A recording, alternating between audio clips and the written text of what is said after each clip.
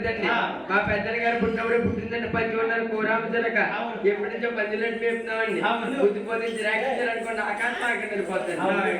చిలకను బయట తీశారు, ఒక బుద్ధి బోధించారు, రేఖలు ఉడకనిచ్చారు, గగన మార్గాన్ని తిరగలుతుందండి వదిలిపెట్టారు. ఎలా పోతున్నాయి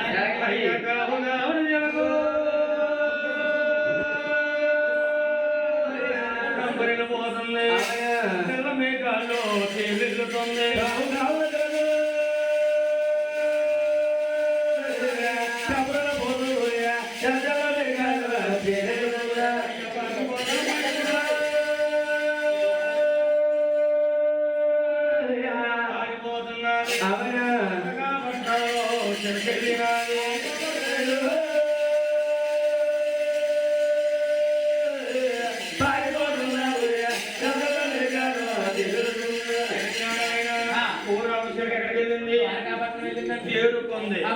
సభలో ఎక్కడ ఉన్నారు, మీద ఉన్నారు, 3 సార్లు జరిగింది, చెప్ప మీద కేకేసి రేఖ వదిలింది.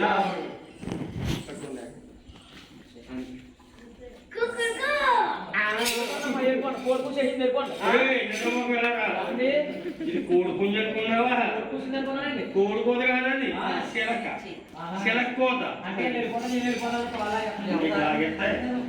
సంతకడ పంపిస్తుంది. ఎవరైనా ఆడికేసినట్టు అయిపోదు రేఖ అంటే ఆకలి మీద అలాగే ఉంటుంది. మాకు అర్థం అవ్వడం లేదు. చదివిపించిన ఆయన చదవమంటారా? మహారాజా శ్రీ మాధవి గారికి రాయింది ఏమనగా, మా ఇంటికి వెళ్ళిన తర్వాత మా తల్లి గారికి నచ్చింది, మా తండ్రి గారికి నచ్చింది, ముఖ్యంగా మా తమ్ముడైతే 7 కోట్ల వారికి నచ్చింది మామయ్య. మీరు పెళ్లి పనులు మొదలుకోండి మామయ్య రాస్తుందండి. బాబు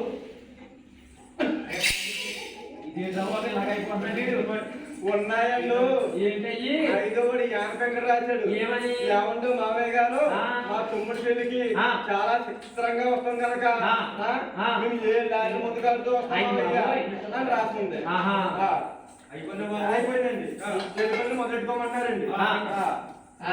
తీసుకుని ప్రాజెక్టు పెట్టాడు ఆరంభదాయకుడు. హరి రామ రామ రామ రామ హరి రామ నమస్తే రామ హరి రామ పరమా బోధు రామ భక్తావి రామ హరి రామ పరమా బోధు రామ భక్తావి రామ హరి రామ ఆదిల కమలారా హరి